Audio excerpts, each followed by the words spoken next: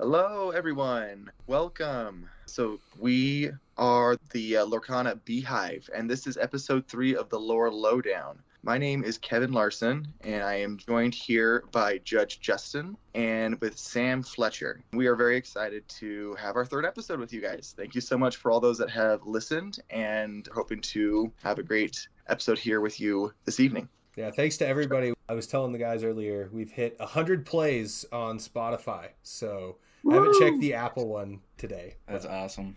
100 plays on Spotify so far. Thank you so much. That's huge. We started this as a hobby thing, and we want to continue it as a hobby thing. And we're just really excited that you guys are also enjoying it with us. So yeah, we're here for passion project. Exactly. And we also are wanting to hear from you guys. So please feel free to respond, post, let us know what you would want to hear moving forward, because we want to be in the know with what you guys want to know. Absolutely. I think the viewership is the most important there. We want to make sure that we're covering these things that the viewers want to hear about, and we're getting through all the things that are most important to our locals here. So yeah, keep us posted. But with that said, we'll jump into the first item of the agenda. It's a very fun, spicy item. These are decks that we did not expect to see play as of last week that have seen success and why they're successful. And this is going to be led by Sam Fletcher. So Sam, kick us off, man. Tell us about these awesome decks.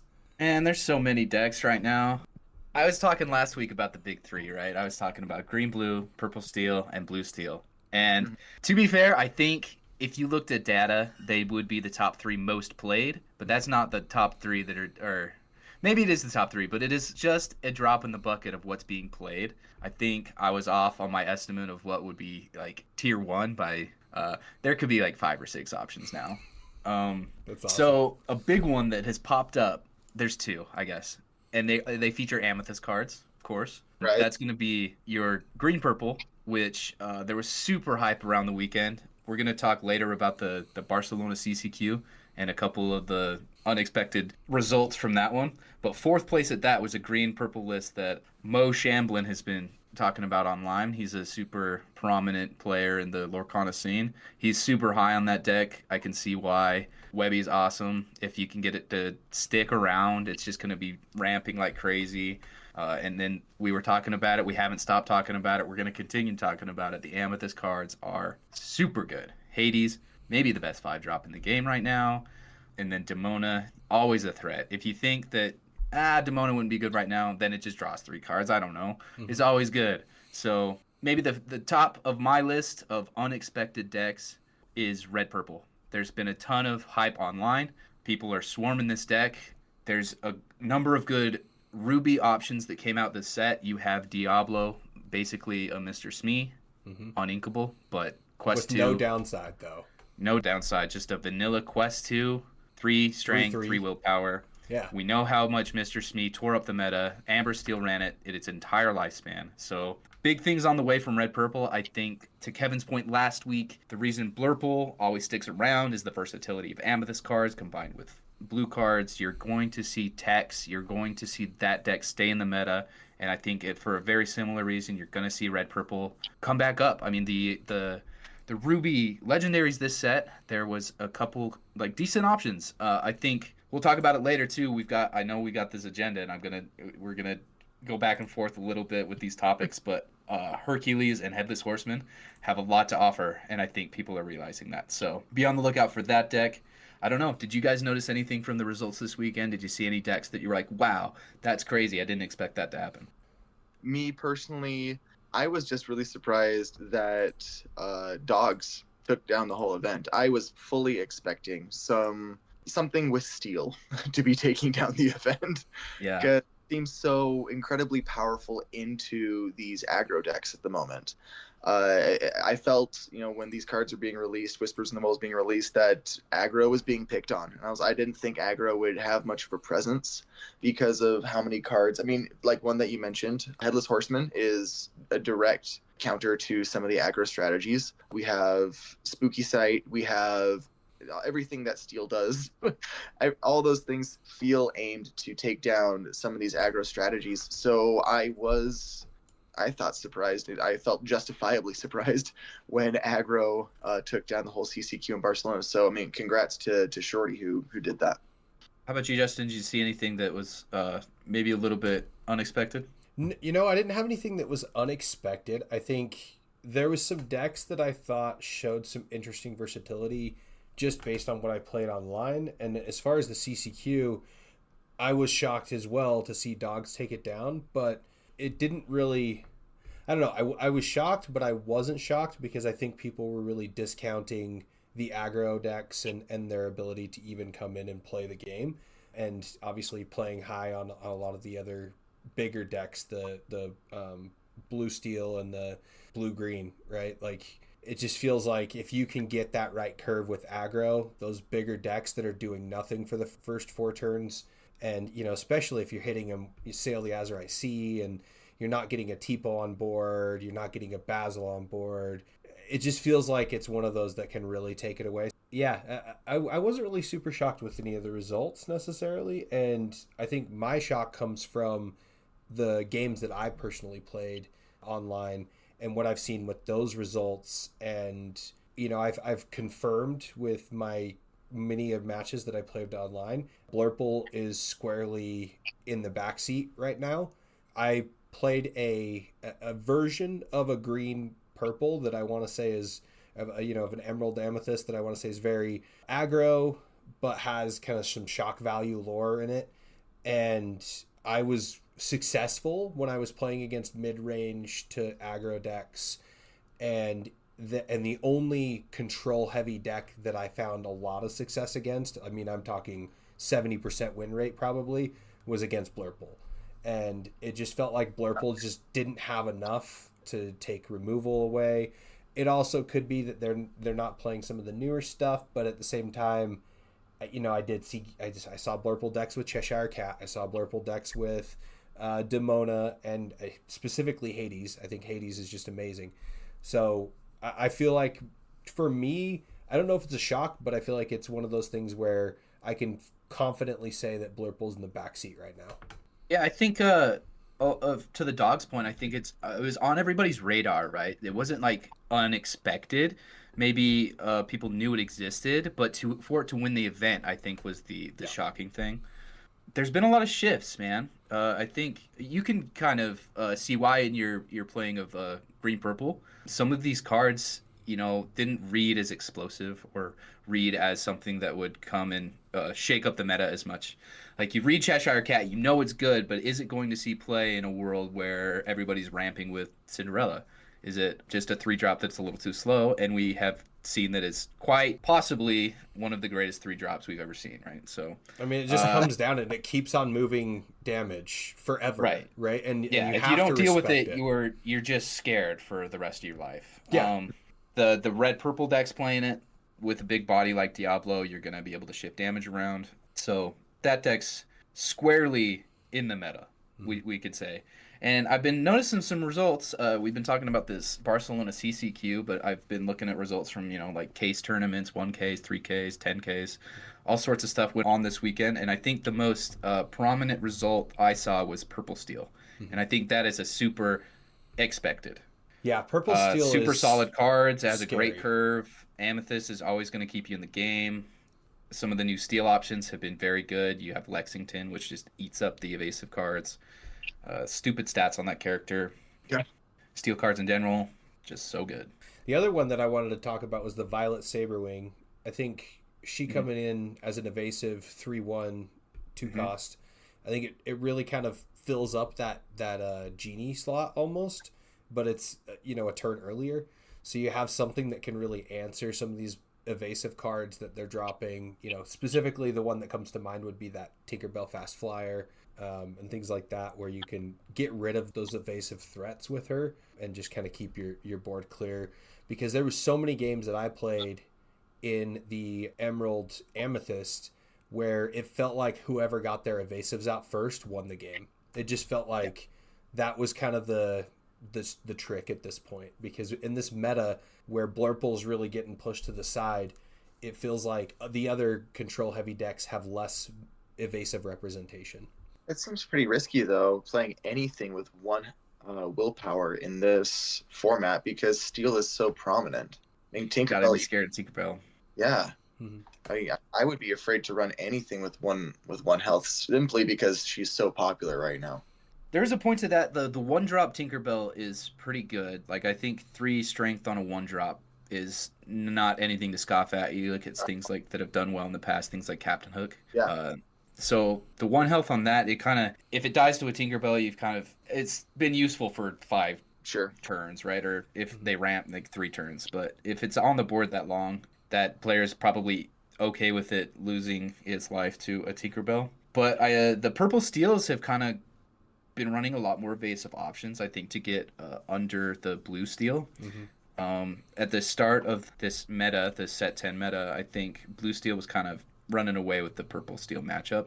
And you started to see more of like your favorite card from Frank Carson's list, Timothy Q. Mouse, right? Timothy Q. Mouse is the MVP. Yeah. He's the MVP. Yeah, that guy and the other Tinkerbell, the 1/3 that has evasive, the Quest for 2. To be fair, I can't take too much credit on Timothy Q. Mouse because Connor was the one that got me onto Timothy Q. Mouse at the CCQ in Denver. He said, "Hey, Timothy's the truth, man," and I repeat it constantly, shamelessly. Shout out to Saucy. Yeah, shout out to Saucy, man. But I think these evasives are going to give some blue steel some trouble this upcoming weekend. So expect to see good things out of purple steel. If I had to talk to the CCQ in Vegas in a week, if I had to give my projected, let's say top 5 decks by play count, percentage of the field, I think number 1's going to be blue-green. I think that deck's just super accessible. Everybody loves the removal option. All you have to do to get it this set is buy Cinderellas. All this stuff was existing, so you buy Cinderellas and uncommon in the Malicious, Mean, and Scary. So super accessible. You'll see a lot of people playing that. The second would be Purple Steel. I think it's going to be close with Blue, Green, and Purple Steel. Maybe just a few percent off. And if one gets over the other, I wouldn't be surprised. And then I think you'll see Blue Steel. And then followed by, it's really hard to spell these last 3 spots, but I think it's going to be some combination of green, purple, the dogs, green, yellow, and then I think Blurple. I think Blurple's going to stay. Yeah, I think people will still play it, but I don't feel like it has the legs at this point. I don't know. I think it's because you're no longer the ramp king, effectively, right? Like, because every other deck's playing Cinderella, and you're not playing Cinderella and Blurple. Well, there's kind of an interesting meta shake-up with it, too. I think familiarity is going to carry it a long way, just in people playing it. The second, I think Monstro does a lot into this blue-steel meta. That matchup becomes pretty unfavored for blue steel just because your bombs are the Monstro just goes crazy. So I think just because of that, if you're playing online, if you're playing Blurple, you're going to be trashing these blue steel players. That's going to give you confidence into an event like the Vegas CCQ. So I can see that deck being maybe that 5th spot or the 6th spot. To be fair, I did get a chance to play with a completely set 9 Blurple list against a brand spanking new set 10 blue steel list, and I was able to 2-0 it. So yeah, it is one of those things that you're able to do. The question is, did I play that blue steel player before they were ready to take the reins with it and move forward? So who knows what that looks like, but we're kind of in this crazy like rock paper scissors format where there's maybe 2 rocks, 2 scissors, 2 paper, right? You're gonna have like surprisingly red purple trashes the blue steel deck, so you got Blurple and red purple kind of beating up on blue steel, but then blue steel kind of beats up on these lower to the ground things that if you don't go under it super fast, it's just going to overwhelm you with these big bodies, right? If you don't just have an overwhelming presence by turn, 4? Yeah. And they hit curve, you're just Tinkerbell, Vincenzo, Hades, like super big bodies. And that's kind of why green-blue struggles to, even if they combo it, a Prince Philip comes out and then it gets answered and then you don't have anything left. Like, I have to go digging for more Prince Philips. If you don't do the combo twice, you're kind of getting rocked. So Purple Steel, I think, is the most versatile into everything. It has good matchups and it can build into its bad matchups, right? You can play more evasives for the Blue Steel. You can play more songs and damage for stuff like aggro and these dogs lists. You can play Pete for blue-green if you're scared of that. So in Purple Steel, there's kind of an answer for everything, and that's very attractive to players. But blue-green is just always good because you have the best removal in the game. Well, and I think this Hades You mentioned Hades earlier, you know, the new legendary from set 10. He is just such an amazing card to come down because you just give your opponent such a difficult decision. Get rid of that card that you probably want to keep, or give me 2. And there's been scenarios where they played the Hades and I've had the match well in control, and I've been able to make the choice of, oh yeah, you can have the 2 cards because I'm going to win next turn anyways. But if they play it on curve, or they get it down on, you know, turn 5 there, you're making some really tough decisions. And I mean, normally you want to play the Elsa there on turn 5, but ultimately it is kind of a cheeky thing that you can drop there and say, hey, I could exert you and kill you with something, or I could let you destroy your own character, not really destroy it, put it at the bottom of your deck, or give me 2 cards. Which one are you going to do? And it just feels like it's got this really awesome, like, I love the flavor text of, you know, what do you say is the actual, like, let's make a deal, looking for a deal, what do you say, like, which one do you want to do? I don't know. So it feels good. I like that card a lot. I think both options being a tempo swing makes that card very strong. Mm-hmm. You're already controlling board if they choose option 1, and you're controlling hand if they choose option 2. There's no real good choice. And I think people underestimated how good that would be. Like, the pre-sale value for that was lower than the other legendaries. Like, everybody was hyped on Demona, and now we're seeing like a Hades supremacy. It's like, I don't know. I think it might be better than Elsa. Mm-hmm. But that's a tough cookie to crack too. I That think is that was really hot take, because that is a freaking good. sorry. You can throw your pitchforks my way. Just hop into my DMs. I'll answer any questions you have. But I think Hades is better than Elsa. I tend to agree with you on that one a little bit. It's tough. It's tough because Elsa's just been such a staple, and with the evasive aspect of it, with it being able to have the damage stick around that you can move with your Cheshire Cats, with your bells previously. That's not something I thought I'd ever say, is there's a card better at the 5 spot in Amethyst than Elsa. Because maybe I could see that they print another 5 cost in another color that kind of, you know, gives Elsa a run for the money, but I didn't think it was going to come from the same color. It's just, that effect's too good. It's wild. So it's been, since that card was a 4 of, it hasn't been anything but a 4 of. So the theme of Amethyst that we're finding out is they're giving you so many good options at all the different slots that you have to make a choice at some point, right? You have to choose which card draw you want. You have to choose which 5 drop you want. What a terrible problem to have, right? Yeah. You'll never see it, but I can't wait for the day for the Amethyst mono. It's getting here. dang close. It's getting dang close. Amethyst over there suffering from success. So. I know. The rich get richer, right, as they say. So. It's like the guy on the piano meme where it just like bursts into flames. So funny. Excellent. Well, I think so. So yeah, decks that we didn't expect to see play. So ultimately, you're saying in that category, Sam, we're talking about red, purple, and we're talking about, obviously we knew Amethyst Steel was going to be strong. Do we think it was going to be this strong? Is I think the question there. Yes and no. I thought it was going to be top 3, but whether it was going to be this much of a showing, I think it's been doing consistently well at a local level. So like these much more intimate events like 1Ks, you can just have all local players at a 1K, right? But at a CCQ, you're going to have people traveling from out of state. So at the CCQ, I think it got a top 4 showing. It lost in the finals, right? That was the matchup in finals.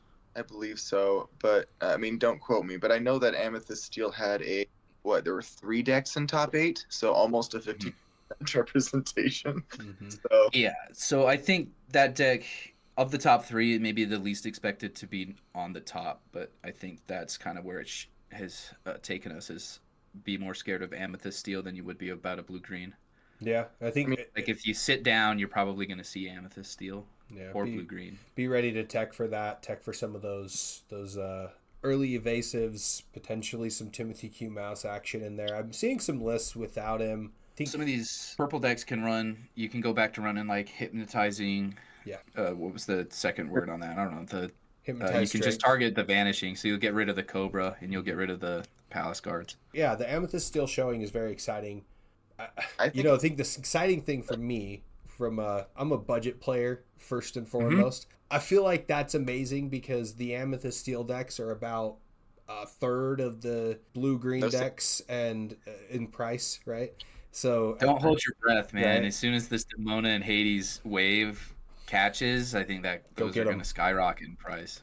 I'm glad you brought up Demona because, I mean, we kind of been, ignoring her for Hades, but she's almost become kind of like a dock, effectively. She's like a big, big dock, right? Like, you can drop her down and... That also does outrageous things Yeah. outside of being a dock, right? Is inkable. Well, it is inkable. You think have... about the only other one that was exerting the entire board, you had to have, I think, an Elsa in play and then play an Anna on top of it or something like that. There was this way of doing it, but it was just completely unrealistic.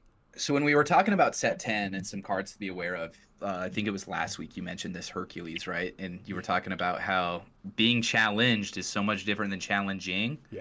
And this red purple is taking full advantage of that. If you have a Hercules on board and then you drop a Demona, you're in danger at that point because your whole board gets lost. And they didn't take any damage. That's awesome. Yeah, that's wild. Yeah. Right. I didn't even think about that. Yeah, red purple is scary with Demona. That's wild. It's unexpected for sure. If you're gonna, the epitome of unexpected right now is red purple doing this well. Yeah. All right. So red purple, you heard it here first. Go get your decks built.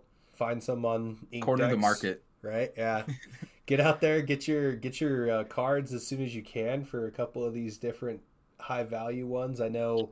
Just price watching with a couple of these, you've seen Hades go up in value, but you've actually seen Demona drop in value, which is interesting. She was super hyped at the beginning. Everyone thought she was going to be, again, the scourge of the meta, and people have seen that she isn't what they anticipated. But maybe with the shifts in the wind and the meta changing, she could definitely go up in price. Yeah. I want to go back, and I have a question about the Hercules card. Mm-hmm. Yeah. So the thing that turned me off initially to Hercules was the fact that he has 3 health. Mm-hmm. Mm-hmm. 3 willpower, and he's a 4-drop uninkable. The guy himself dies to a Tinkerbell. So, yes. Well, I mean, right. Kind of. If it has the chance to exert, you're never killing that thing with damage, right? You have to challenge it. So, right. Well, he himself says he cannot be damaged by anything other than a challenge, by being challenged, right? Yes. Other heroes when he's exerted, other heroes get the same. So you can never take him out by like a steel card. You can never strength him. You can never thunderbolt him. You can never Tinkerbell him because that is not being challenged. Correct. And if you go with a Tinkerbell, he has 5 strength. 5 strength, 3 willpower. Yeah. Mm-hmm. So Tinkerbell trades with him at the very least. Mm-hmm. Right, exactly. So that's a terrible trade, right? So he's up, or if Steel's doing it, a Captain Hook, right? So he seems hard while could be good, especially in a challenging deck, and he definitely counters Steel removal. It just seems that he could be easily countered with just by throwing in a couple of 1-drops that have some high willpower, right? Well, the early game in Red Purple has now developed into a more challenge heavy. So you play things like the Tinkerbell that's a 3/1, the 1-drop 3/1. So if you exert your Captain Hook, you're probably going to lose it to a challenging Diablo, or they go wide, and to lore that you start having to make trades. That was the strength of Mr. Smee, is it could take out your 1-drop, or it could just go tall, right, and just go to the questing, and then you have to deal with it. Well, and to be fair, you have that Cheshire Cat to move damage as well. Yeah. Very versatile, constant, like it's there, it's ever present, right? So I think that's what a lot of people, or what myself has noticed playing with the Cheshire Cat, is that when you play it, it's just this warning effectively. Like, hey, I'm going to be able to boost this and move 2 damage every turn. So I know for me, when I was looking at Hercules, for some reason, I kind of thought he was a 5-drop, but he is a 4-drop. Right. So that Tinkerbell depends on what deck, right? But some things in that option don't get to be played when he hits the board. 4 is just kind of a very interesting spot, and there's not a ton that can really give him a trouble. I think he's a lot more sticky than people kind of expect, because I was afraid of the 3 health, but you don't have to exert him until you need to. Mm-hmm. And most of the time when he exerts, he's taking out a very high priority target because he has 5 strength and he gets a free challenge the turn he exerts. Yeah. I really want him to have rush, like so bad. Then he'd Like, just yeah. be busted at that point. Yeah, that would be too good. That would That'd be so broken. Maui, but way better. Oh yeah, you come in, exert, and then all your hero characters can't be hurt. That'd be wild. So, I mean, you could play. If you really want to, you could play with the Mushu rocket, right? Yeah. Like that. Yeah. Give him, or like, the it just- Mushu that you can exert to give a character rush. Oh, yeah. Or, yeah. Okay. So with okay. the CCQ coming up, do you guys have what do you think's gonna take it all? And does it have purple cards in it? Yes. Already yes. Let me think about which purple deck now. Hang on. Yeah, exactly. Let me think I'm about pretty which sure. I think purple's gonna be like 4 out of 8 spots in top 8. I think purple. I don't know what combination, but I think some purple cards are gonna be in 4 decks of the top 8. I mean, it was in 5 at the top 8 for so. I don't know. Actually, I'm going to go back on that word. I don't think purple is going to be in it. I think it's going to be blue-green. I think blue-green's going to take it because I honestly think blue-green's the best deck in the You think so? right now. I do. I think I tend to agree, just because of its ceiling, right? Mm-hmm. It can do everything, but whether it does that every game is super up in the air. So I like where your head's at. I think that's a super solid pick. I do not think you're going to see Dogs win a second one in a row, but I expect Amethyst Steel to do very well. I expect Blue Steel to be in top 4. I want to hope that Amethyst Emerald takes it. Yeah, that's kind of my sleeper pick is the green purple just wins. Mm-hmm. Yeah, that's what I want to take. You know what I will say is the more purple decks that play, the more successful green-blue is going to be. That's just like as long as there's more purple decks, there's going to be success with green-blue because it can fill its hand. I watched it happen to me multiple times playing. I keep saying myself, that's weird. I watched it happen to me multiple times while I was playing where I've got 5-6 cards in hand because I'm just drawing like crazy and I'm like whatever, and then I forget, oh my gosh, there's a Clarabelle on the other side of the board. Like it is one of those things that it just kind of, you get to this mood where you just want to draw cards and then they start dropping, you know, their Clarabelle, and then they also draw cards or they hit you with your welcome or what have you. I think the ones that are gonna win, they have completely abandoned Under the Sea. I think the green blues that abandon Under the Sea will have success, and then they switch completely to the Prince Philip board wipe, and they also need a bend to my will. They need some at least 1 or 2 bends in there, but I don't think Spooky Side is a requirement. I think it's one of those like good 1-ofs or 2-ofs in this deck, but I think you have to have a bend to my will, at least one, because you have to hit that so that when you have your card advantage, you take away theirs. That's interesting on the Spooky site. I've been playing a lot of Blue Steel in my time preparing for the CCQ, and I'm starting to think that if you're playing blue, you just play that card in some capacity, whether it's 2 or 1, I'm not sure. But I think if you have that card in your deck, you're winning more games than if you have it not in your deck, right? I think aggro and I think Amethyst Steel maybe could kind of take this Spooky site bad, right? Amethyst Steel, you give them more ink to play their good cards, but I'm not sure if that comes back to bite you or not in exactly Blue Steel. But I think Spooky Site's going to be in a lot more blue decks that do well. I like to see I it. think makes aggro run away and hide. Like Yeah. it does. Yeah. It blows them away in every capacity. So I mean, aggro has to respect Spooky Site, and control mid-range has to respect aggro.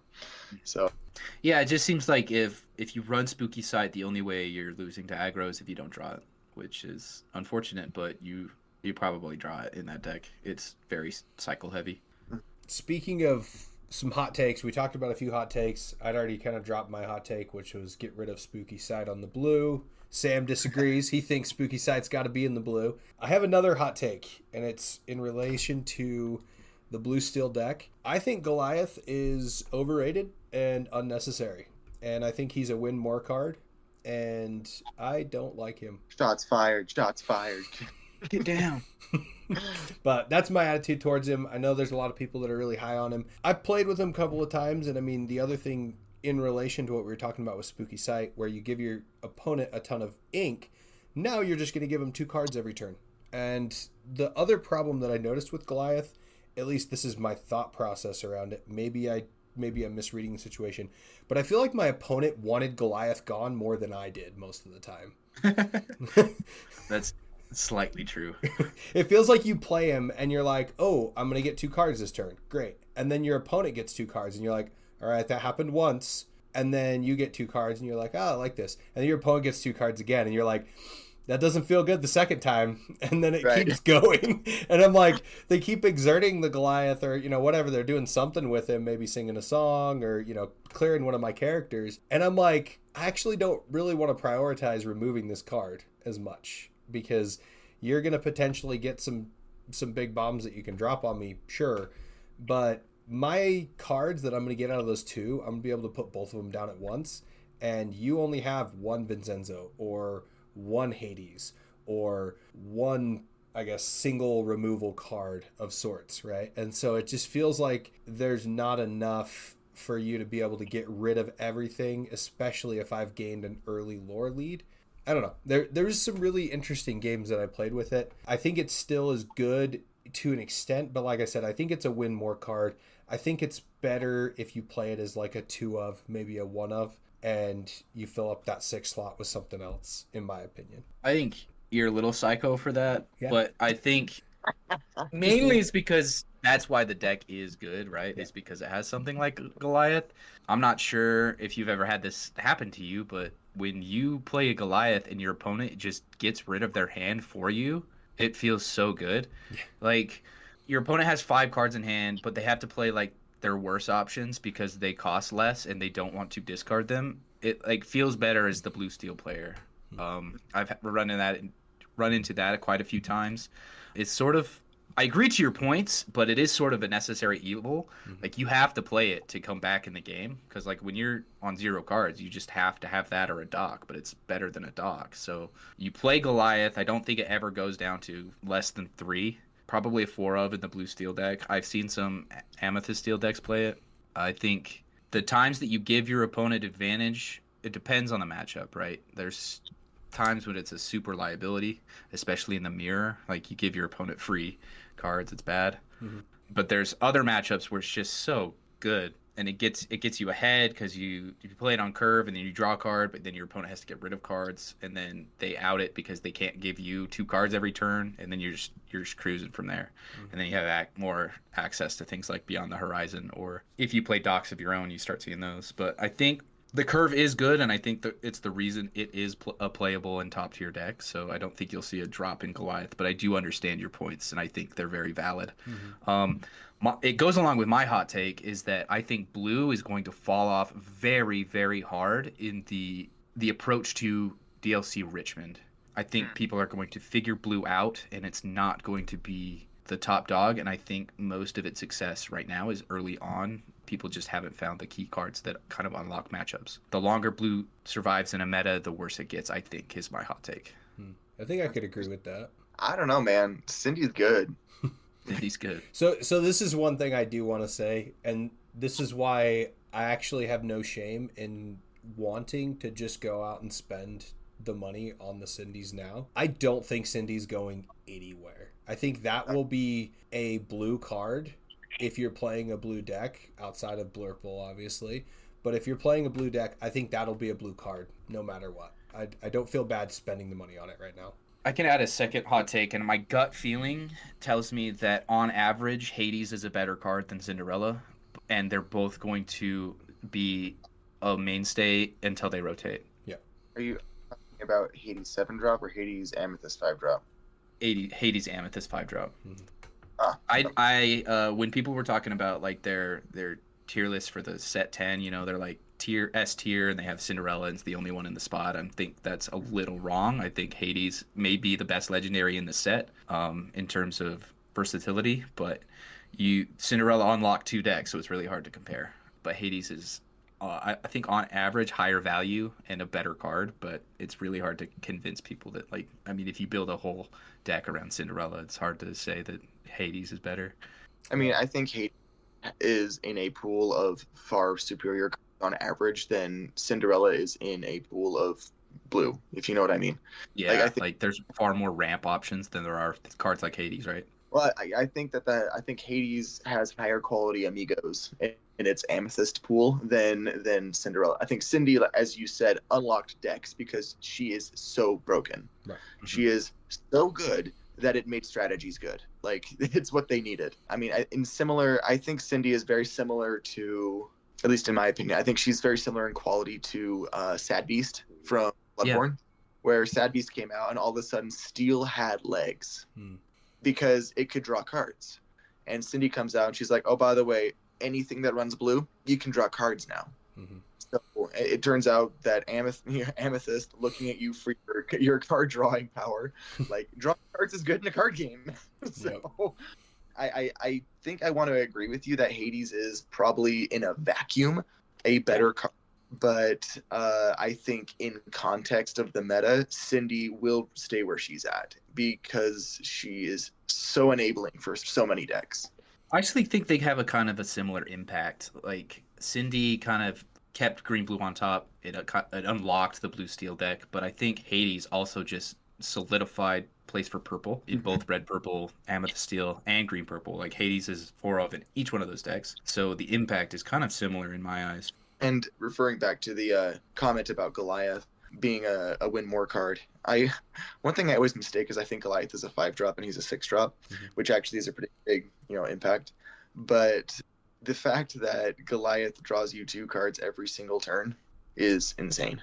Yeah. Like, I mean, for both players, don't get me wrong, but I think you having the control of when that happens is what makes Goliath amazing.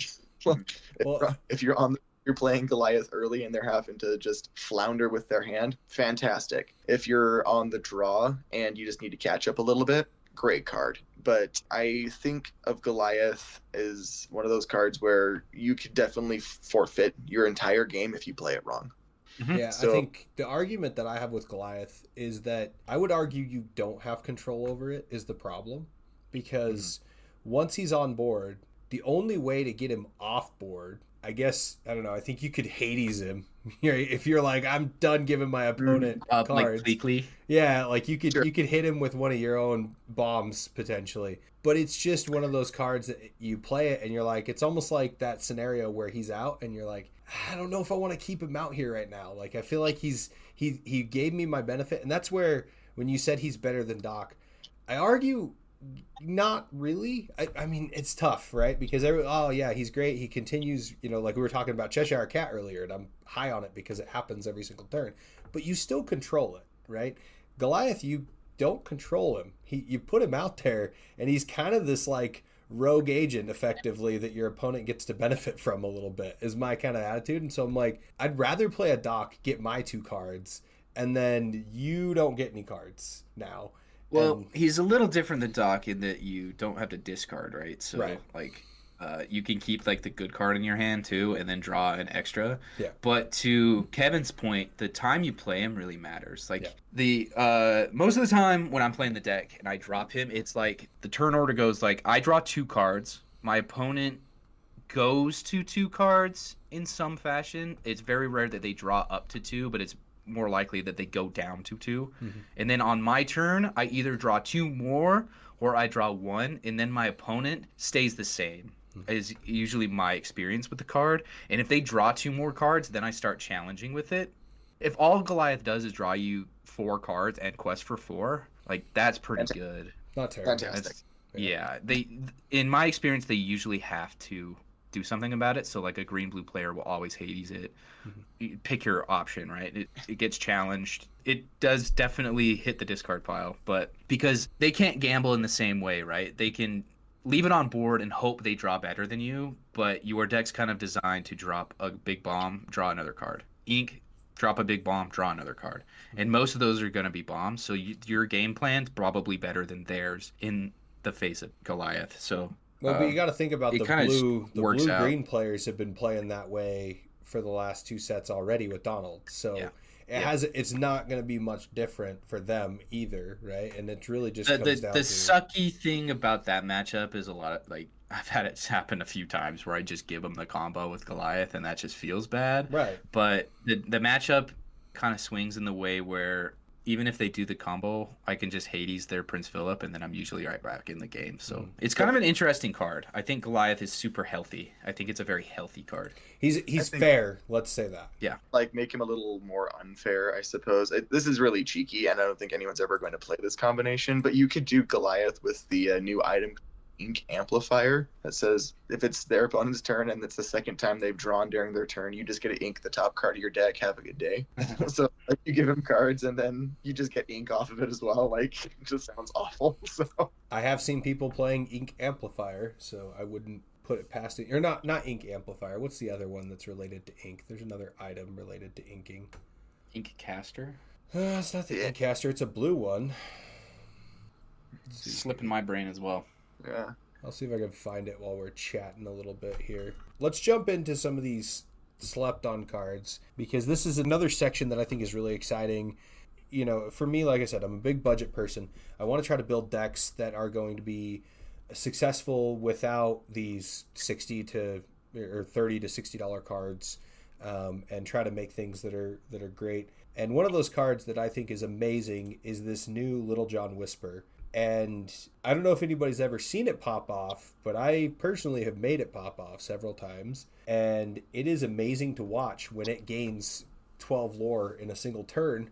And the way you do it is it synergizes well with our Emily Quackfaster. It synergizes well with the Blessed Bagpipes. And, you know, in general, it synergizes really well with your opponent hitting you with Spooky Sights as well. So you drop your Little John. If they can't clear it, you're going to gain 6 lore for sure. And then if you have a Quackfaster in hand, now it's 9. And if you have a Quackfaster in Bagpipes, or if you have 2 Quackfasters in hand, now it's 12. And you got to think about that from an aggro perspective. And the deck that I was playing was Amethyst Emerald. And so I'm able to get 10 lore pretty quickly before my opponent takes control. And then I'm shaking the dice every single card draw. I'm hoping to grab that Little John. And I keep calling him Blue for some reason because they look similar. But, you know. But I get the same voice, too. They might be. I don't know. I don't know why I have that thought, but I think they do. I don't know. I always do the same thing. Like, they're the same character to me. Yeah, right. It looks the same. But, yeah, so I drop Little John, and I'm like, if you can't get rid of it, then you're screwed. And the thing that I comboed him with, which was really, really kind of dirty, was there's the Goofy Shipwright that is a 5-cost quest for 3, and it's ward. And when it quests, it gives another character ward. So pretty nasty to basically drop him on 5. You can't remove him. Drop Little John on 6, quest for 3, give Little John ward, and say, guess what? I'm gaining 6 next turn. What are you going to do about it? So it's there's ways around it, obviously. I think the one that was really successful against me was the green-purple that was playing the Kuzco that has you pick and put a character at the bottom of your deck. But yeah, it's such a good card, I think. And for it to be a 50-cent card right now and it be able to gain that much lore and potentially just put that much pressure on your opponent in general, right? I think that's where I like that card a lot. But yeah, so that's my pick for slept on cards that we have right now. To turn to the question earlier, yes, it looks like the voice for Blue in the Jungle Book in the 67 version, as well as Little John in the 73 Robin Hood, was done by Phil Harris. So yes, same person. I knew it. That's why I always get them confused, because they like the same voice in my head. Mm-hmm. So thank you, Phil Harris. Thank you, Phil Harris. But yeah, I saw some gameplay of the Blue online just for fun. I like perusing some of the lesser known YouTube channels just for some of their gameplay and some of the jank that's out there. And I saw a blue-green deck that was running, it was Alice, the Seafarer one, or the whatever that one's called. Yep. And it was giving blue ward and that extra lore, and then just go crazy. That's even nuts. That's even crazier because that's 8 in one turn, right? Like, absolutely. That's wild. I like that move. Yeah, I think green-blue decks that pop him in there, and I honestly think it's super easy to replace him with one of your Spooky Sight. If you're running 2, just pull out one and throw in a Little John, aka Blue, and just quest for 6. And even a 6 lore swing is pretty spooky. Yeah, it's very Spooky Sight. You Yeah. saw what I did there. I did see what you did there. The other thing, just to mention, so the other item that I saw people running in Blue Steel was the Ink Runner. It is Ink Runner. when you play this item, draw a card, and then you can exert and pay 1 ink. Chosen character gains alert this turn. They can challenge as if they have evasive. So I like that spicy tech there, or I replaced that with the Ink Amplifier. But yeah, the Ink Runner is another card that might be fun to throw in there, because we were kind of talking about how Blue Steel kind of struggles with the evasive early game. Right. No, I think the Ink Runner was really popular, especially with the people were trying that card out with Tamatoa early on too. I'm not sure if it went anywhere because I haven't seen very much of it since. But everyone's like, "Hey, item card draws a card. Tamatoa's best friend. Have a good day." So yeah, it could be interesting. I haven't seen any decks with Tamatoa in it, which is really, I guess it's just a competitive slot, right? Like it's a 6 cost. And you're just returning items, so you don't have popsicles to get a free card for 1 ink. It's kind of tough. Yeah, And the Popsicle Bell combo was very friendly to Tamatoa, and I think in lieu of that, it's kind of hard to find a niche. Yeah. I have to agree. Like Popsicle was his best friend. Well, what do you guys think? Do you guys have any fun slept-on cards that you think are going to be beneficial, that are not going to break the bank? I mean, I am a firm believer in the Headless Horseman. Mm-hmm. I think the Headless Horseman is such a good card, and I don't know why it's not being used. It's probably just because it's in red, and red is slept on right now. People don't believe in red, but well, red blue is not good enough, and I'll die on that hill for sure. I haven't seen any red purple lists, so I'm excited to explore this whole new world that Sam has showed me. Yeah, Right. be prepared I for just- red purple resurgence. Okay, the return. I just feel like when you have the text of "I play this card and then I banish one of your cards," like they were the scourge So good. of flood. It was the staple for like. It was the golden standard for removal, and The question was, what's its strength? Oh, that loses to Medusa. Like, Yeah. Exactly. that's what you asked yourself when any card got released. You're like, oh, Tragic Hero Beast. Oh, that dies to Medusa. Right, and I feel like Headless Horseman hasn't gotten the same love because it is 1 strength less than what Medusa was able to remove. I get that, and it makes a huge impact. I understand, but I just don't understand why people aren't willing to experiment with it. I know there's a lot of high willpower characters out there right now. People are just relying on their bombs. People are relying on their top end, and they are far beyond 2 strength. That I recognize, but I don't know, man. I think Headless Horseman's going to be. He has to find a spot somewhere. Well, and I think it just... I have great news for you. Yeah, go ahead. The red purple list that are popping up play that card and my slept on card. So I'll let you finish, but that's just some good news for you.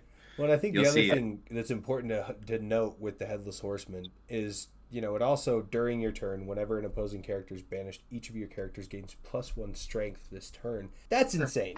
Like, let's just be real. That alone is pretty insane. And if you're playing it strategically and banishing a character when you play it, it happens right then.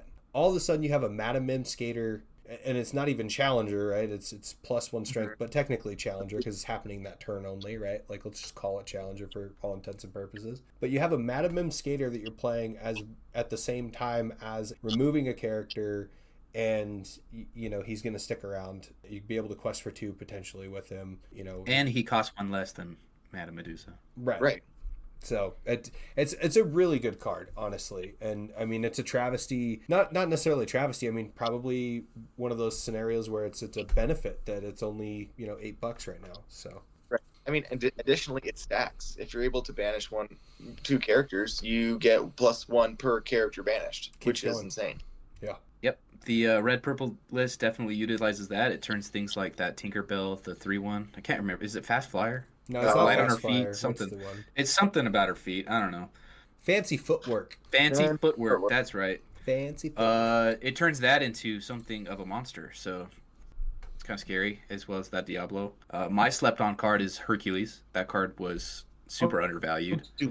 Maybe what was it? $3, $4 card. Yeah, $4 I expect right that now. goes up at some right point. now. Yep. Yeah. The meme I saw on Twitter was like, I don't know. It was one of those like, I didn't recognize your game, and it's just Hercules or something. But that card, and then I have a second pick just because we both talked about like the red purple option. Hercules is going to be side by side with Headless Horseman. Those are just going to be best friends. Mm-hmm. But the other pick I wanted to throw out there was Sudden Scare. Kevin talked about it earlier, but that card is slept on. Card is good. It's so similar to Spooky Sight, but it's inkable. It's on demand removal for anything, not just, was Spooky Sight cost 3 or less, or is it 3 strength or less? I think it's cost 3 or less. Cost 3 or less. Yeah. This card gets rid of a high value target. In a ramp format, you don't care about their ink total, man. Like, if they have 12 ink, what's 13 going to do? Right. Really. There's some certain breakpoints, but, like, for the most part, you're not going to... Giving them 2 is not going to kill you. And, like, if you're removing something like a Tiana or a Tramp, it just feels really good, so... And it's be on the lookout for that card. I think it's going to come out in a little bit of multiples, maybe like a 2 of. Some people are playing 4. I think that's a little crazy, but it's definitely being played. Fun fact: I have pulled 3 epics of Sudden Scare. Really? Yeah. You're in the money now. Just wait a couple weeks. Yeah, I already sold 2 of them. I got 1 more sitting. So good deal. Yeah, I sold off 2 to Kevin. Not me, Kevin. Darn it. Different Kevin. Yeah. Sorry, Kevin. Sorry, Kevin. Sorry, other Kevin. Why? So basic. Good little trade there. I got a couple of my play sets done. Fun fact: I traded them for play sets of Hercules and Headless Horseman. So wow, there you go. It worked out well. No, I think Sudden Scare is a busted card, and I am very surprised it's not used more. Mm-hmm. Like 4-drop, inkable, remove a card. That's all it has to say. It could be, and your opponent gains 5 years of life. Like, I don't. You're gonna find a time to play it where that 5 years of life doesn't matter. It doesn't matter. Like, you remove whatever card. Yep. So one question I had: do we think that the set championship card, the Daisy Duck Paranormal Investigator, is going to be our unknown counter to Blue at this point? Blue herself could be an unknown counter to Blue. You're kind of talking about that in my immediate friend group, whether that card's going to be kind of in that niche, and I'm not sure yet. It's hard to say. Well, I feel like the only way you can play her is you have to play an Amber Sapphire deck is the only logical way to play her, because that's where you have your shift target in the Amber Daisy. Yeah. But, it's one of those things where that was one of those discussion points. And for those who are unaware, Daisy Duck Paranormal Investigator, she's a shift 4, has support, and it's a 4/6 quest for 2, and it has a flavor text, Strange Happenings. While this character is exerted, cards enter opponent's inkwells exerted. So basically you can put her down, shifter when you have 4 ink, quest with her right away, give something support, maybe clear something on the other side of the board, or if you have a Rapunzel down on the board, you give something support and make it so it can't take damage that turn or until the start of your next turn. And then your opponent, when they try to ink up to whatever they're inking up to and play whatever card they were going to play on curve, they can't do that anymore. So it could be interesting because it could prevent you from playing a Goliath on curve, could prevent you from playing a Spooky Side on curve, especially when you're dealing with the aggro type deck that you would see in a Sapphire Amber deck. But the bigger question, I guess, would be whether or not that would be useful outside of the blue matchups, right? It's like, if it's good against blue but terrible against everything else, then does that really lend well to a good deck? I mean, yeah, I think it's kind of interesting. It has that color combo has some really cool interactions early on. Like Daisy Duck obviously is a terror, right? But you also have that Ludwig card that rips a card. It's like Mowgli. It rips a card and then goes into the inkwell when it leaves the field, pretty much. Mm-hmm. Bare Necessities on a body is incredible. Mm-hmm. Right, and especially one that ramps you. So I think it could see quite a bit of play if somebody figures out, like, I don't know. My gut feeling is like if you try to build that list in aggro and then you just slap like the legendary Daisy in there, that's the wrong way. But if you have some sort of game plan that's a little bit more mid-range, then there's some legs there where it just kind of goes under a radar and then catches you by surprise. But I'm not sure yet. I think that's an interesting question. It's going to be smarter minds than me to figure that one out because God knows I'm not touching those colors anytime soon. Yeah.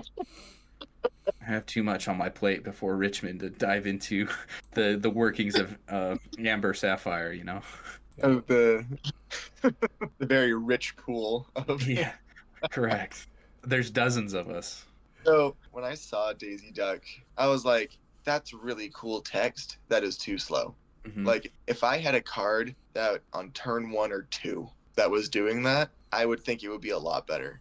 But then I thought maybe we could combine this card with the infamous Ink Geyser. Like, Ooh. if someone is ramping a whole bunch of stuff and you're like, cool, we're putting you a turn behind, but then I'm also going to reset your ink. Have a good day. Yeah. Like, that Ah. might be cheeky to do that. Yeah, I like that a lot. That's interesting. I was also wondering if Ink Geyser would come out in blue-green. Speaking of Ink Geyser, like just randomly in blue-green after you've done your combo, you have like a Prince Philip on the board and they do whatever and then you just geyser them out of nowhere.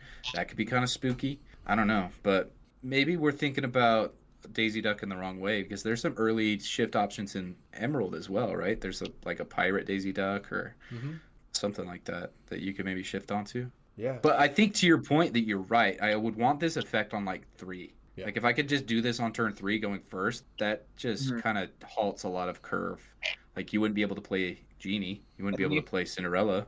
Good if you have like the perfect line. If you have like the turn 1 or turn 2 Daisy and then you have like Pluto, but then that's blue-yellow. So no, you couldn't really do it if you're doing blue-green. So yeah, I don't know. Maybe you could be like, what is Dewey? Huey? Which Louis, Huey, Dewey is it? That's a good question. I know the one. I know one of them reduces ink when you quest. Yeah, so you could go Daisy, That's Louis. that's still Amber though. Yeah. So yeah, I see you, and I think that she does have some very cheeky potential, but I don't know. I feel like the 1-turn stall is like cool, but I'm not sure how impactful it is. She wants to be aggro's best friend, but I'm not sure she belongs in the aggro deck. Yeah, I think you're right. Like if I can stop my opponent from aggro playing their cards that defeat my aggro cards, that's really good. But then you're like, but those colors are weird because the other colors lend themselves better to aggro strategies. Right. Like Strength and Thunderbolt are just, like also aggro's best friend. Oh, good. Yeah. Or cards like Under the Sea, or speaking of dogs, you have the Undersea combo and the Prince Philip combo that you get to choose between, right? You just play with both. Mm-hmm. Why? Por qué no los dos? Yeah. And it is Huey Reliable Leader that is the Huey. Yeah, Huey. I can't remember what language it was, but there was a language that had Huey, Dewey, and Louie that was just the most epic naming. Because there's no direct translation to those names. And so it was like click clack clock or something like that. It was like the craziest. It was a really fun translation. Just completely arbitrary name. Like it didn't have anything to do with Huey Louie at all. Yeah, it was good stuff. Oh, and to answer your question from earlier, there is a 2-drop Sapphire Daisy Duck. Whoa. She's a detective and she has support. It's a 2-drop, 2/3/1 lore, and it has support. Apart from that, there's not really another one. I mean, you have the 1-drop Amber from Ursula's Return, but that's out of rotation. And you have the 2-drop Ruby with Evasive, and that's in Shivering Skies. You could use that one. But anyway. Yeah, that'll be interesting. So CCQ coming up. Other events coming up and other news, we have a local event. It is at Oasis Games on November 29th at 11 a.m. Mountain Time. Yours truly will be judging this event, so feel free to come over. They are going to be doing, it is a Pro Play Summit qualifier for the Orlando Pro Play Summit that is happening, I believe, mid-December. And I don't know if you guys have tickets to go to the Pro Play Summit. This qualifier will get you a first round bye if you win it. So come and get your first round bye. In addition to the first round bye being offered, this event will have a cut to top 8 for single elimination. The top 4 players will receive their choice of an enchanted from the treasure chest of options. And there will be booster boxes or booster packs or store credit also awarded to the top cut players as well. So come on out and get there. That's going to be $25 entry. So with $25 entry, you can expect some really good prizing, and Oasis always crushes it. And also, Oasis is going to be offering lunch for that as well. So come and play some cards, and you don't have to worry about running to 7-Eleven or wherever to grab some food. You'll be able to play some cards there at Oasis and enjoy yourself. Can I just say that that's awesome? Right. Like, not often do I see events where they're like, no, hey, we're going to give you a break, but we're going to give you food. Mm-hmm. Like, that's awesome.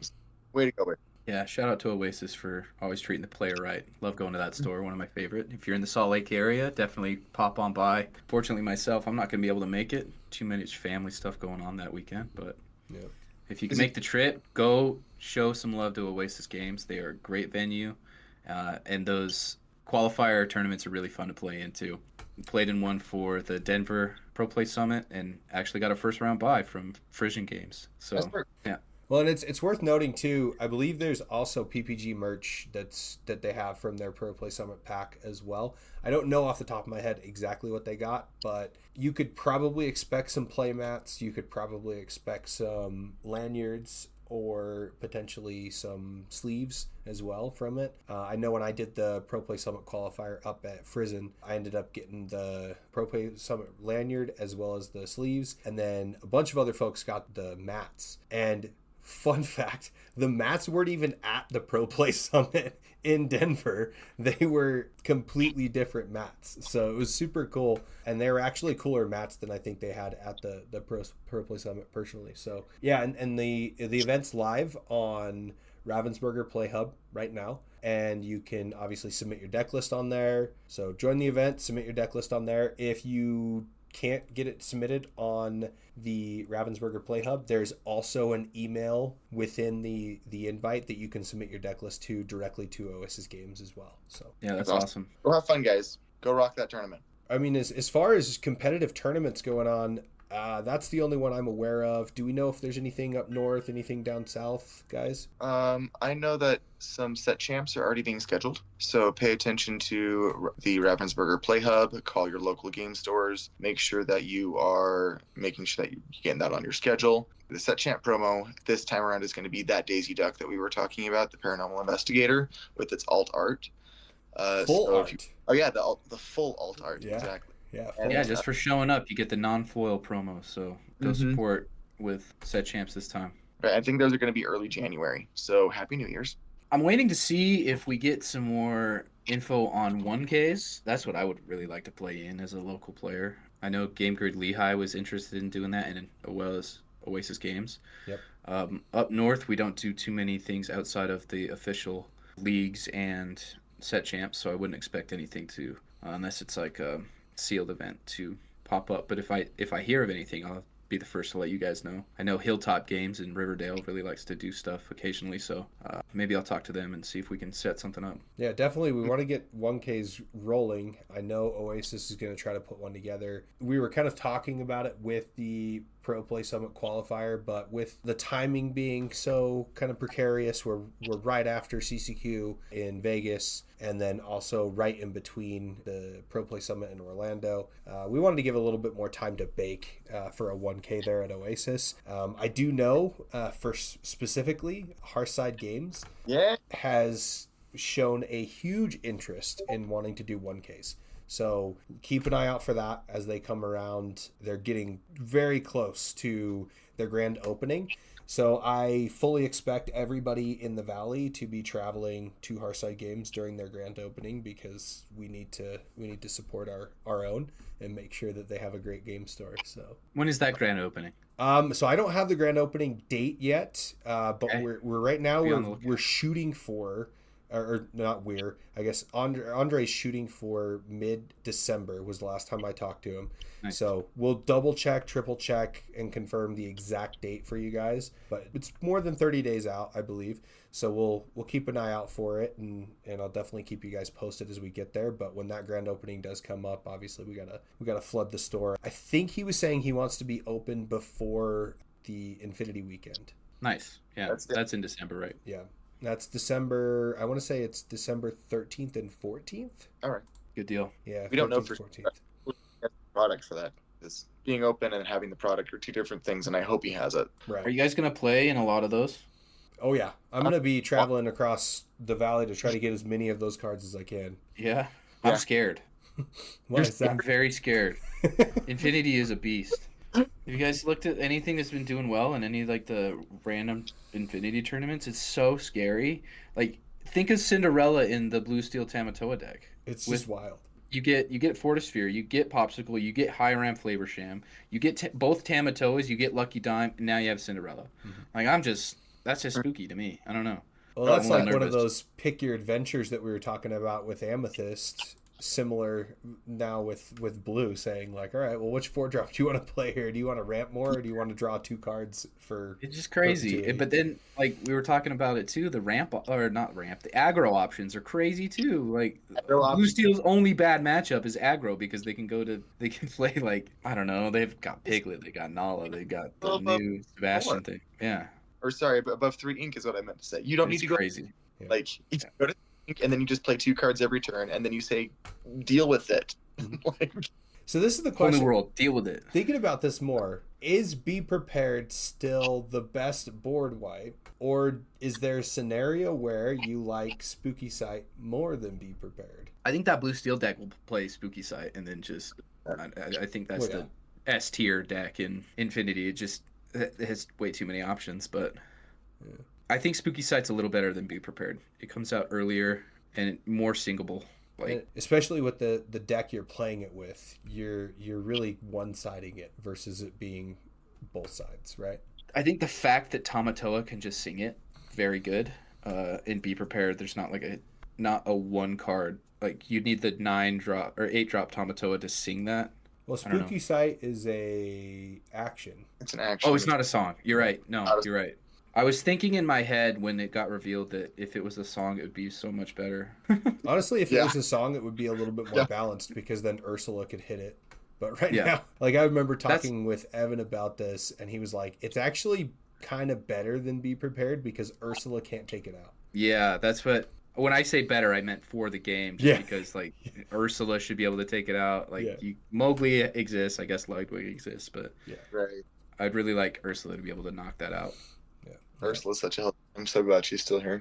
No. Yeah, that was a wise choice. No, to clarify, Sam, I'm gonna play in Infinity. Am I gonna win any Okay. Infinity? Is another question. That's Yeah. another completely separate question. Well, it's gonna be really fun if you have all the Blue Steel cards to just throw it together and then do a whole meme, whatever. I don't know. You just win on turn 5 with Tamatoa somehow. Well, I'm just gonna steal Song and have Mm, and along came Zeus, and he hurled his A Thunderbolt.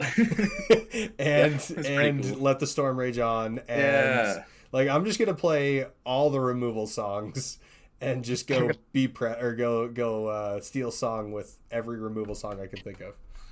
Yep. I'm gonna have Cinderella. I am gonna have Troubadour, and I'm gonna have Aerial and Aerial Shift, and then the rest of my deck is gonna be removal songs. It's just This is gonna be awesome. it's gonna be absolutely bonkers, man. You have Rapunzel in there. You'll be able to Don't draw forget the a Naveen, man. You handful gotta of put the cards. Yeah, you got the Naveen in there. Yeah, it's gonna be like a 20 uninkable count. Who knows? Yeah. Well, I also can't wait to see what Mastermind Madman cooks up for the new like discard options. It's gonna be gross, man. Oh my gosh. Discard's gonna be I will die on this hill as Just well. nasty. We need Bucky to come back with Infinity. yeah. They need to just unerrata Bucky. Just open the floodgates for Infinity. Who cares? Yeah. If Hiram's legal, just give us original Bucky. Give us our boy. Oh, speaking of erratas, I made a Facebook post about this, but they're going to errata an action from the new set. It's highly likely they're going to errata it. Is that just for clarification? Is it the Yes. Oh, sorry. Is it Get to Safety? Sorry. Yes. No, Okay. don't be sorry. You're good. I talked over you. So yes, it's Get to Safety, and it's synergy with Sleepy Hollow location. So Get to Safety reads, play a location with a cost 3 or less from your discard for free. Then, if you have a location named Sleepy Hollow in play, draw a card. So, the logic behind this card was that you go and grab your Sleepy Hollow and you throw it on the field to play and you draw a card from that. But because of how actions work in the game, it doesn't work that way at all. Because you have to finish the action in its entirety before you actually are able to go through with the game state check of having the card in play effectively.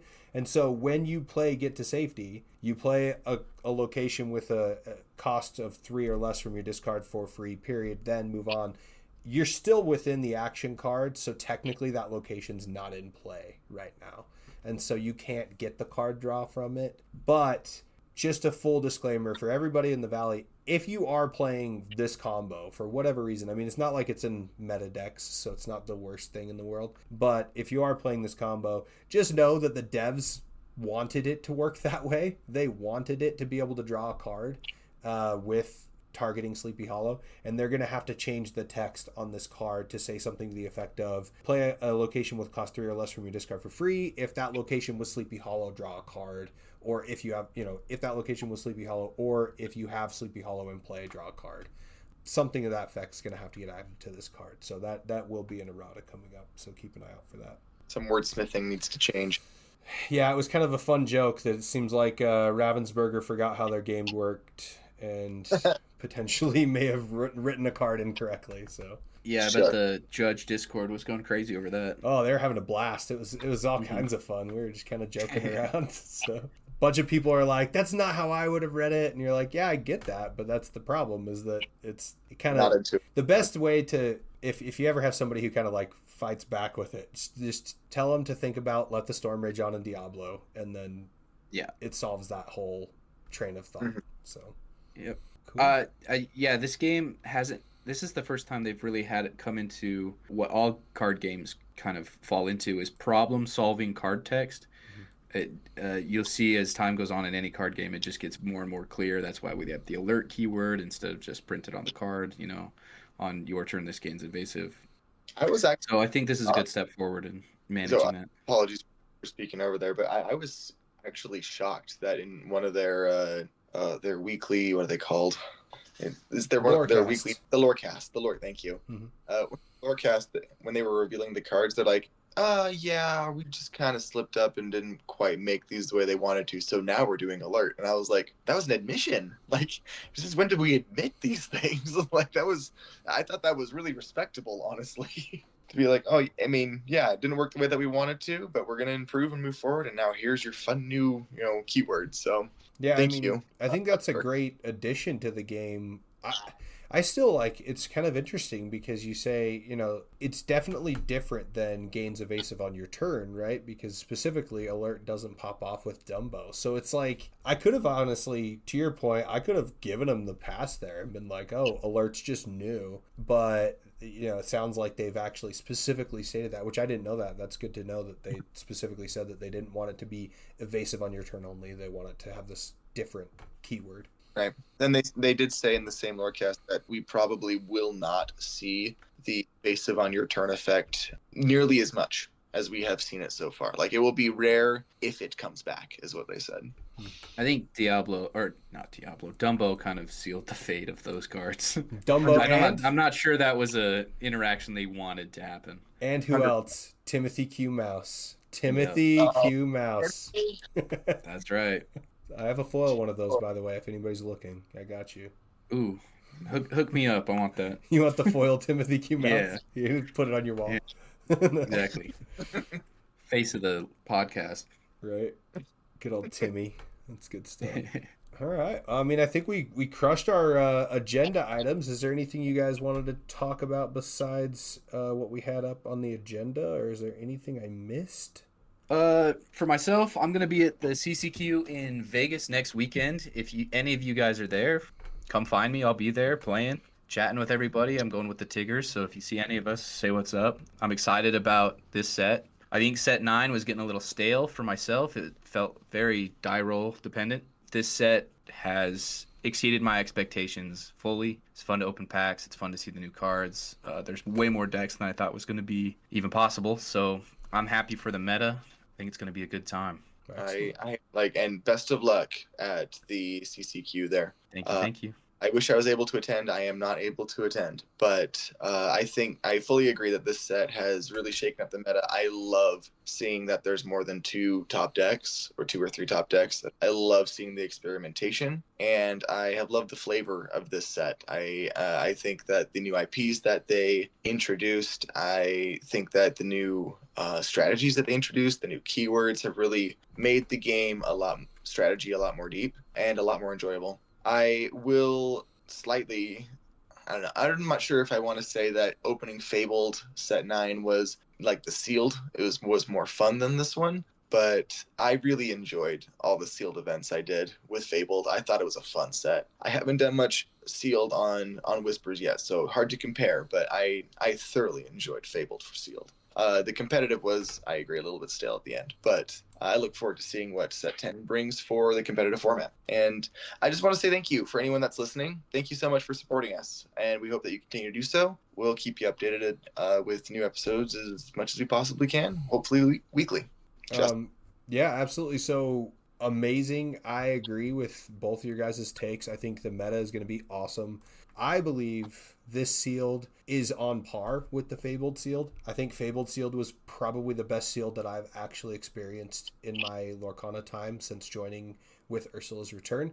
And the sealed this time was just, they kept it going the same level. It was exciting, it was fun, there was lots of good options to take. There's a lot of cards that are in sealed that were very beneficial in sealed, but you won't see any play anywhere else. And so I think for a lot of people, especially those like myself who are more budget heavy, I believe that sealed is a really good way for you to get an opportunity to play this game and not have to feel the pressure of having to go and spend hundreds of dollars on a core constructed deck. Sealed is definitely a place to jump into. My wife and I had kind of a rocky feelings towards sealed initially because our main approach towards sealed was draft. And I actually personally don't like draft because I am just not smart enough for building a line based on what I see that comes up in those drafts, right? I see something shiny and I'm like, ooh, I'm taking that, rare drafting. Right. Yeah. That's my challenge. And so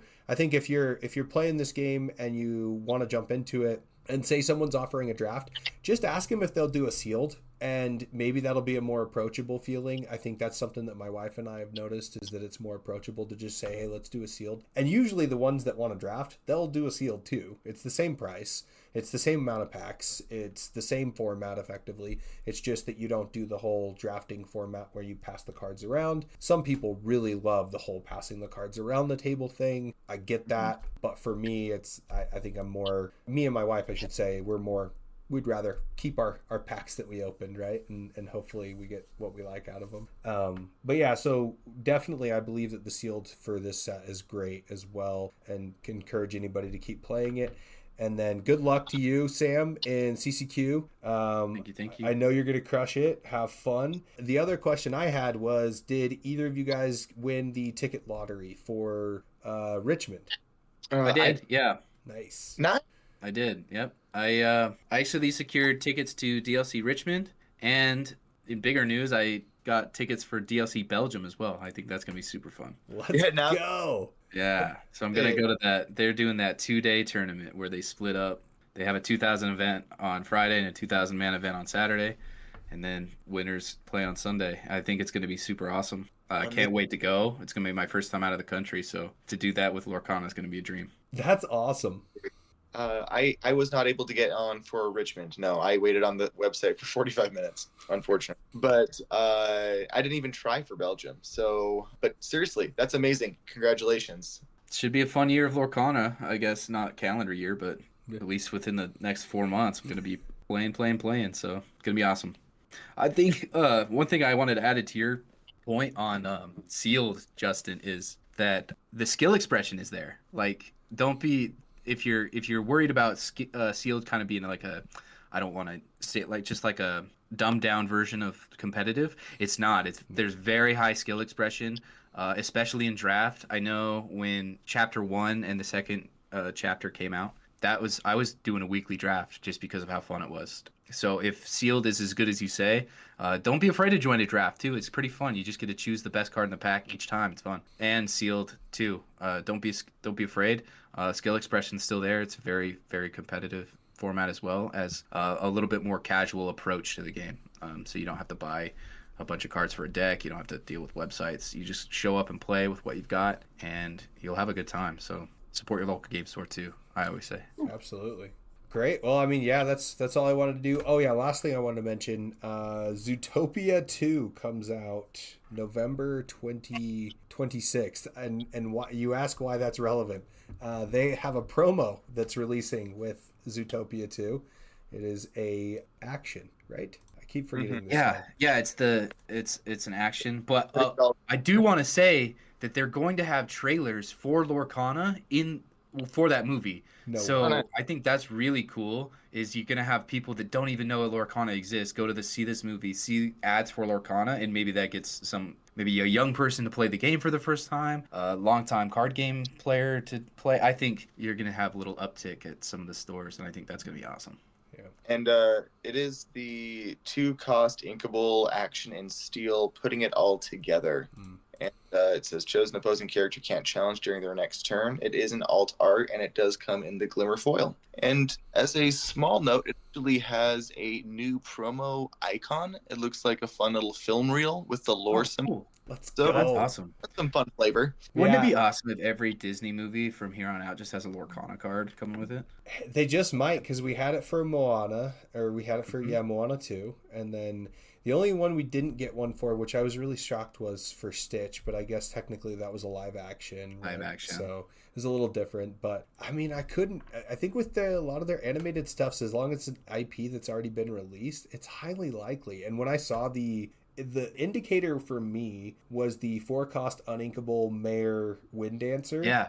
I was Yeah. like, Was where it is that Zootopia from? 2? And I was like, oh, it's from Zootopia 2. Oh, they're going to have a promo. I was like, I'm calling it right now. There's going to be a promo for Zootopia 2 because there's already cards for Zootopia 2 in here. And sure enough, there it is. So it's fun because these sets get released and you're like, oh, there's going to be a new Disney movie coming out. What's it going to be? So Yeah, all the tinfoil hat conspiracy theorists are gonna be like, every time there's a Disney announcement, it's gonna be like, well, what kind of cards are coming? yeah, right. They're coming. It's Or good vice stuff. versa. Yeah.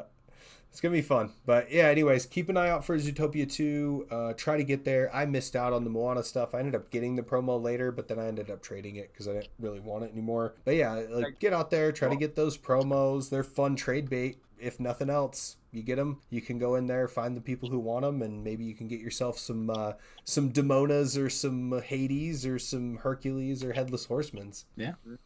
And on a personal note, Justin, if you want a Moana, I have a spare. So just let me know.